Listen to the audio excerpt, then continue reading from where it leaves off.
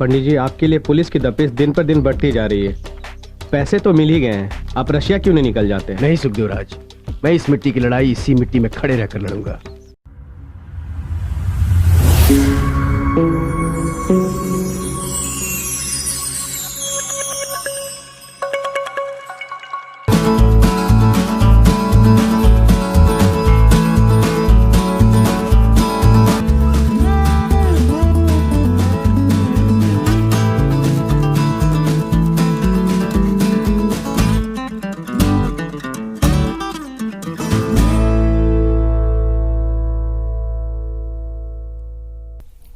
नमस्कार दोस्तों, मैं मृदुल सारस्वत एक बार फिर स्वागत करता हूं आपका आज के हमारे सेगमेंट हिंद विशेष में।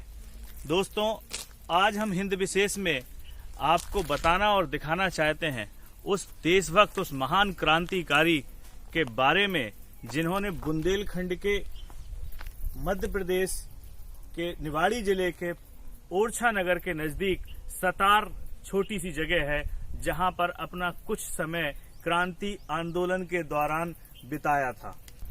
जी हां दोस्तों, मैं बात कर रहा हूं उस जोशीले, नौजवान, बुद्धिमान, महान देशभक्त पंडित चंद्रशेखर आजाद की। जी हां, ये वही चंद्रशेखर आजाद जिन्होंने स्वतंत्रता संग्राम आंदोलन में कम उम्र में ही अपने क्रांति के झंडे को गाड़ दिया था।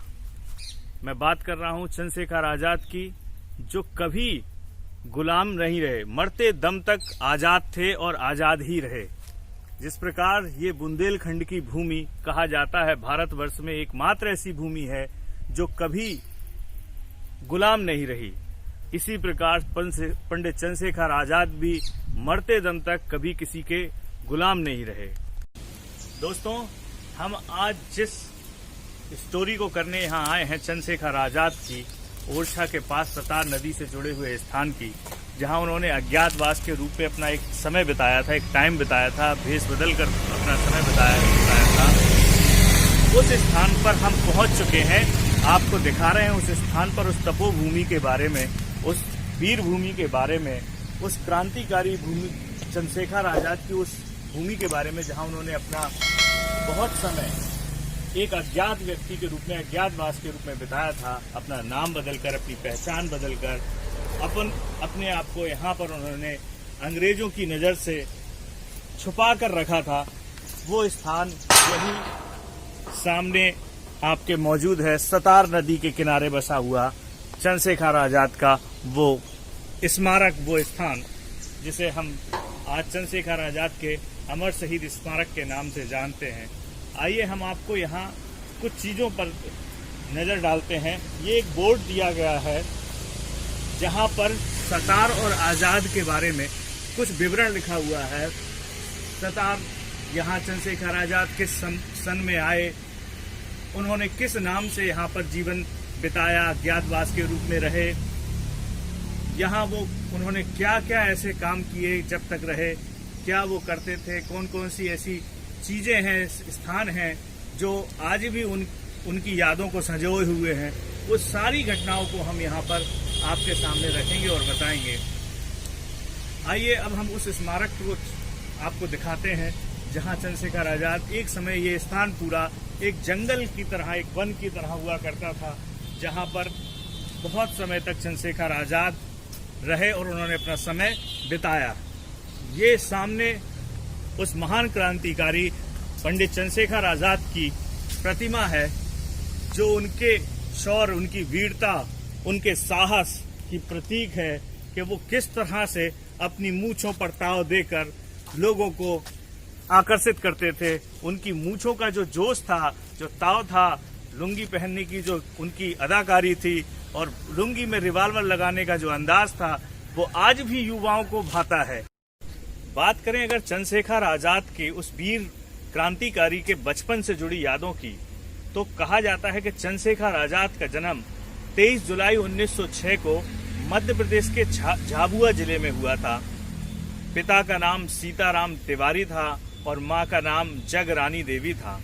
उन्होंने किस तरीके से कम उम्र में इतने बड़े इतिहास को रचा, चाहे काकोरी कांड हो, चाहे विधानसभा उस समय की असेंबली में बम फोड़ने की घटना हो, ऐसे तमाम बातें हैं जो चंद्रशेखर आजाद को दुनिया के तमाम भारतवर्ष के क्रांतिकारियों में एक अलग पहचान दिलाती हैं, अलग याद दिलाती हैं उनकी।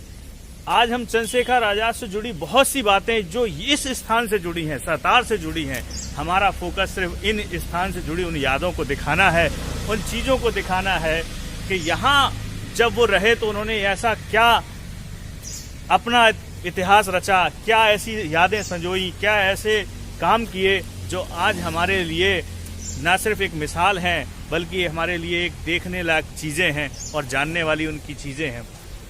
आप देख रहे हैं बगल में यहाँ पर एक नदी बह रही है जिसके नाम से इस स्थान के नाम को जाना जाता है।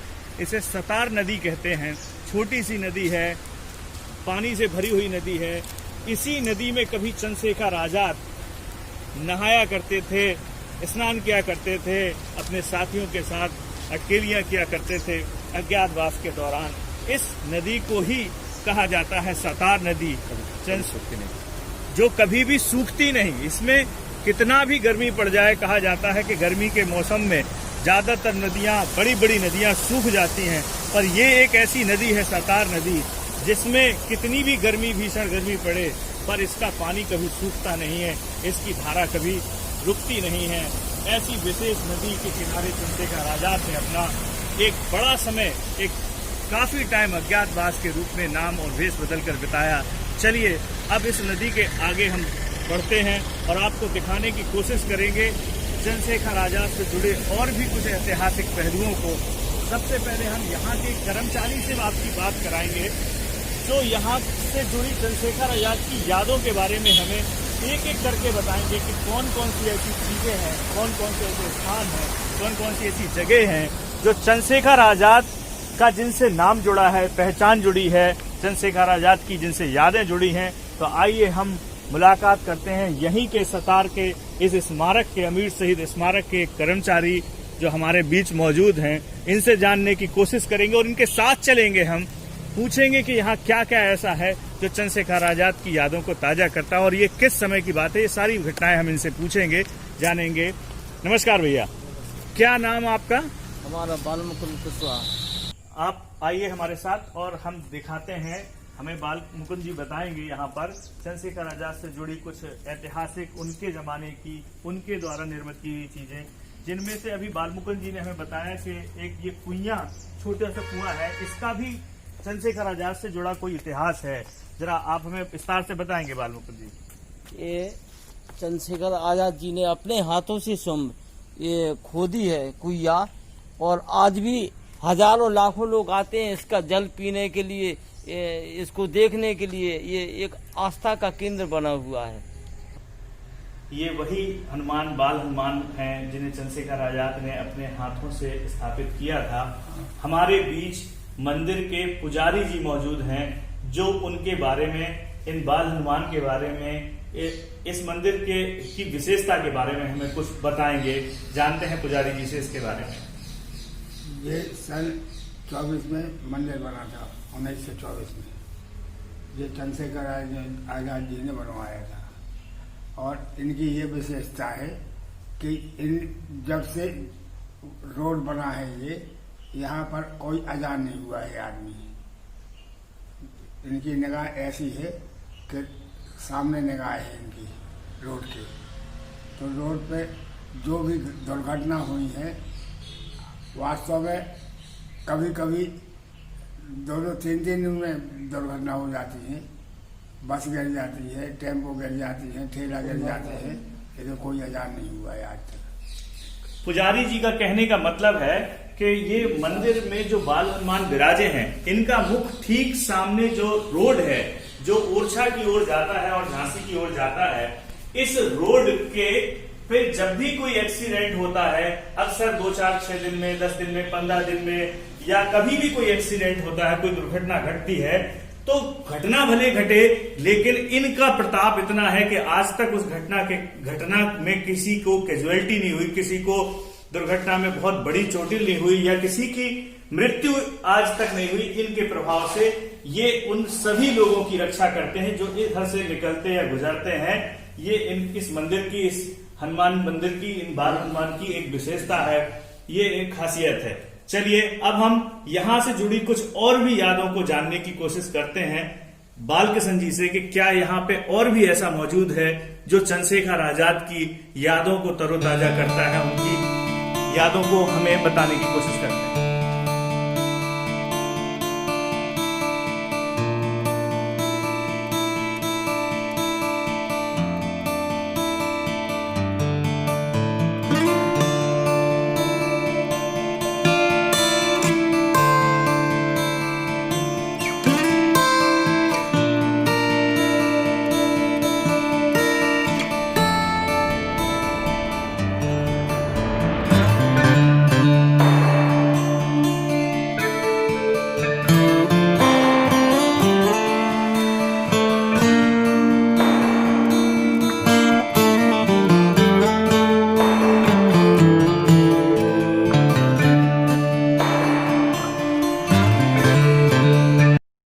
बालकिशन जी, अब हम आगे बढ़ते हैं और देखते हैं आपके साथ और ऐसा क्या है यहाँ जो चंद्रशेखर आजाद की यादों को ताजा करता है।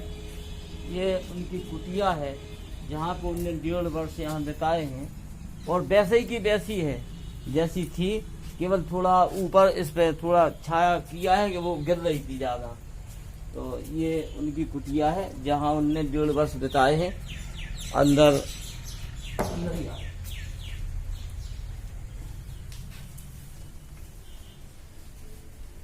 ये उनका तकिया है जहाँ पे वो सोते थे।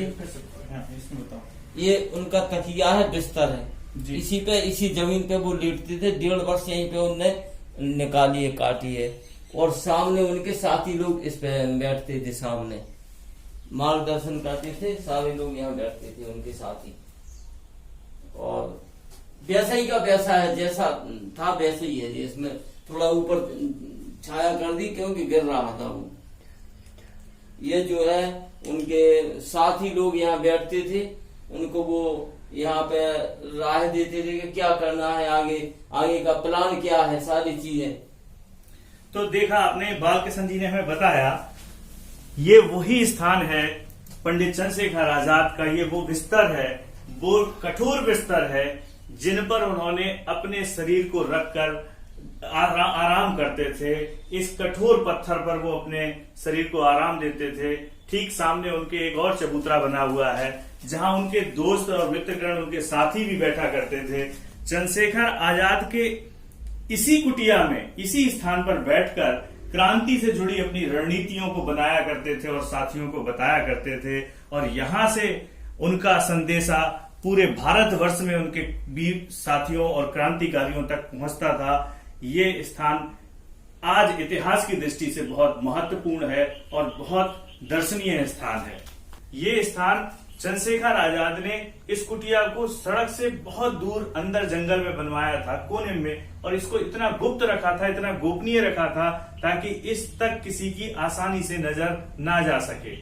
बालकिशन जी, अब ये कुटिया हमने देखी चंद्रशेखर आजाद की, इसके अलावा और ऐसा क्या है जिसे आप हमें दिखाएंगे चंद्रशेखर आजाद से? उनकी गुफा है यहाँ सामने, यहाँ से वो जाके और आगे एक पहाड़िया है, उस पहाड़िया में निकलते थे, वो भाग जाते थे। जब कोई जैसे आता था पहचानने वाला है, कोई पहचान नहीं दे, तो वो यहाँ से घुस के यहाँ से और बाहर निकल जाती थी।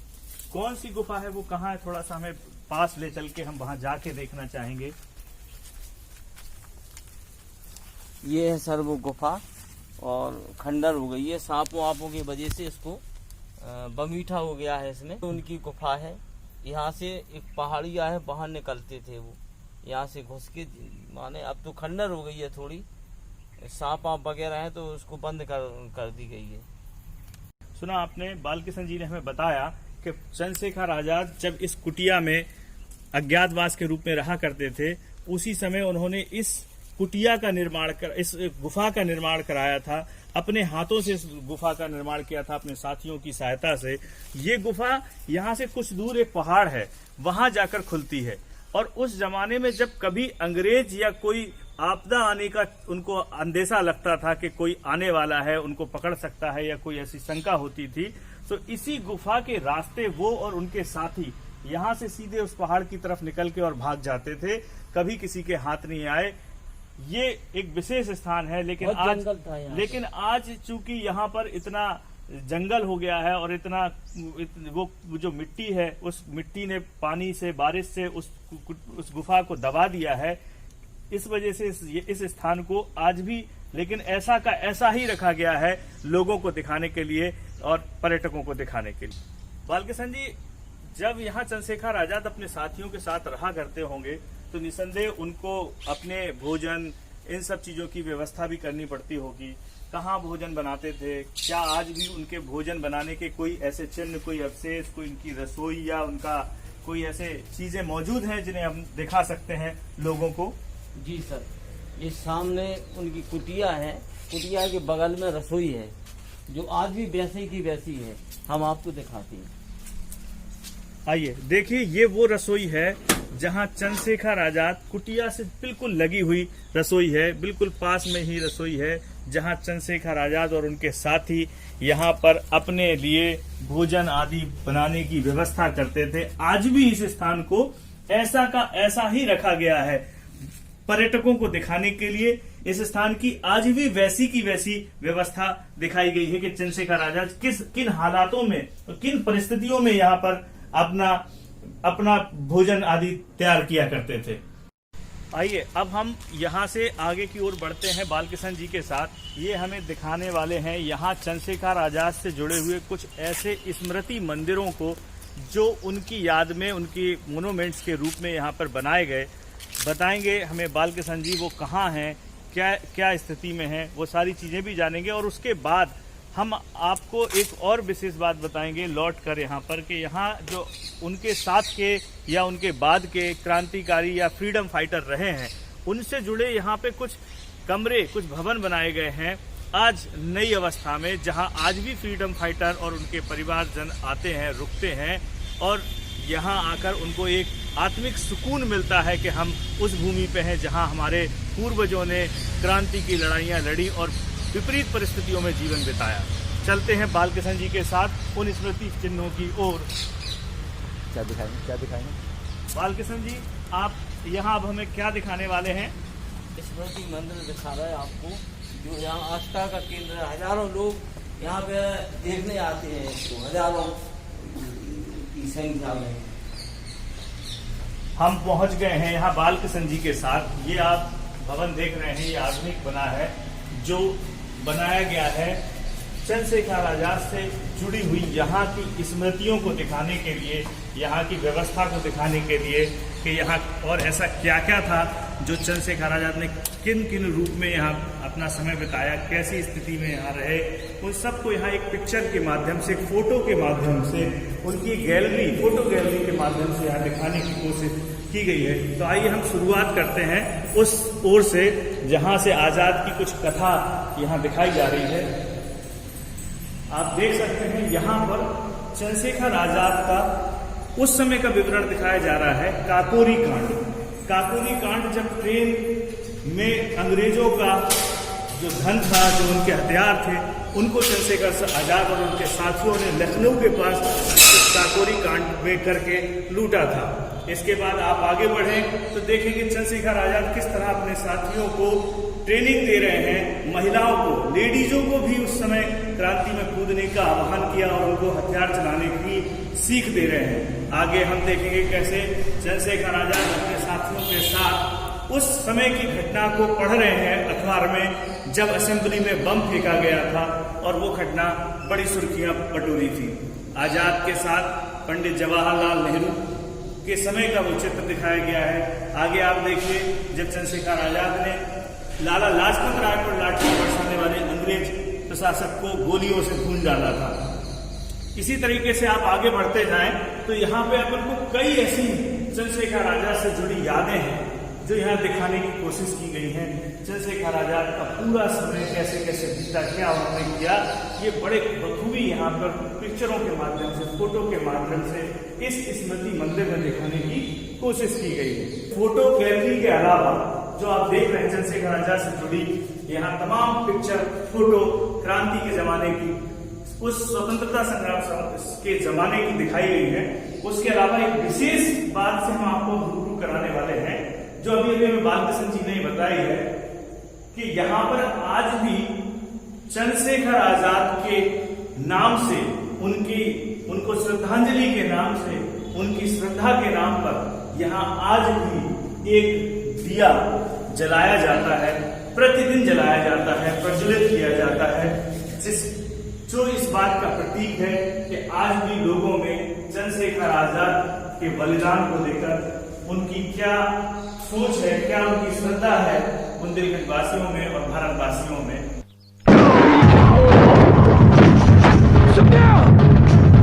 पंडित जी सुखदेव राज भाग।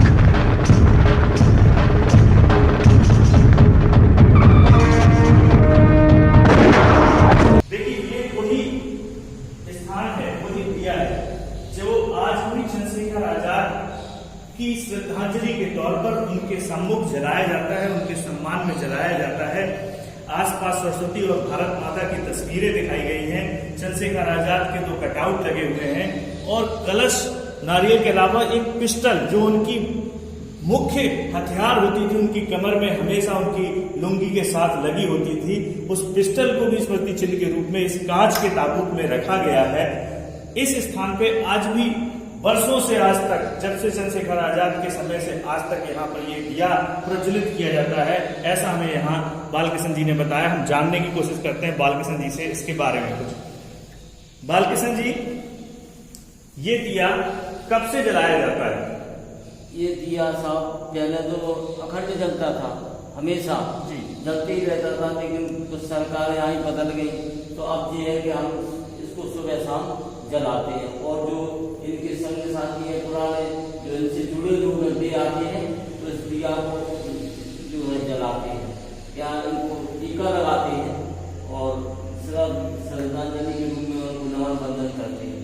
तो देखा आपने, बालकृष्ण जी ने बताया कि आज भी यहाँ पर कुछ ऐसे चंद्रशेखर आजाद के जो फॉलोअर हैं, नौजवान हैं, उनके पुराने स्वतंत्रता संग्राम सेनानी हैं, जिनको लगता है चंद्रशेखर आजाद वो हस्ती थे जिन्होंने हंसते हंसते अपने माथे पर गोली खा दी, सिर्फ इस देश के, इस मिट्टी, इस भारत भूमि को आजादी दिलाने के लिए।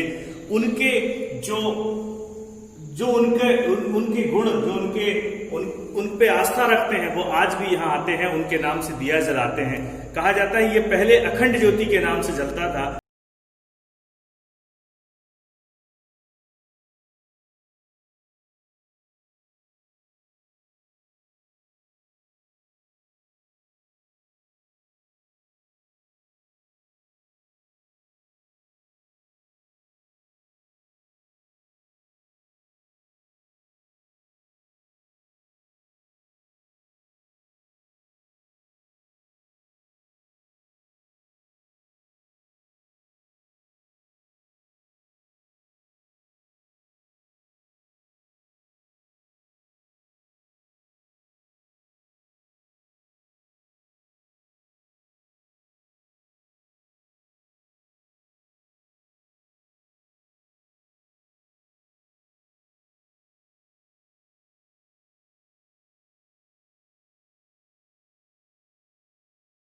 अब हम आपको दिखाना चाहते हैं स्वतंत्रता संग्राम सेनानी से संबंधित वो भवन, वो कमरे जहां आज भी चंद्रशेखर आजाद के जमाने में जो उनके साथी रहे, स्वतंत्रता संग्राम सेनानी रहे, उस समय के रहे, उनको, उनके परिवार वालों के लिए, उनके रिश्तेदारों के लिए आज भी यहाँ कुछ सरकार द्वारा, मध्य प्रदेश सरकार द्वारा लगभग 24, इधर दिनांक दी गई है 24/12/1987 में माननीय मोतीलाल वोरा ने इसका उद्घाटन किया था। यहाँ बनाया गया था मध्य प्रदेश सरकार के द्वारा इस पूरे भवन को, जहाँ पर आज भी उनके स्वतंत्रता संग्राम सेनानियों के परिवार वाले यहाँ आते हैं, ठहरते हैं, रुकते हैं और चंद्रशेखर आजाद और अपने स्वतंत्रता संग्राम सेनानी पूर्वजों की यादों को मन में ताजा करते हैं, उनकी स्मृतियों को ताजा करते हैं कि कैसे उन्होंने किस कंडीशन में, किस हालातों में यहाँ क्रांति में अपना बलिदान दिया, क्रांति में अपना योगदान दिया। ये सारा निर्माण, ये सारा स्थल उसकी कहानी कहता है।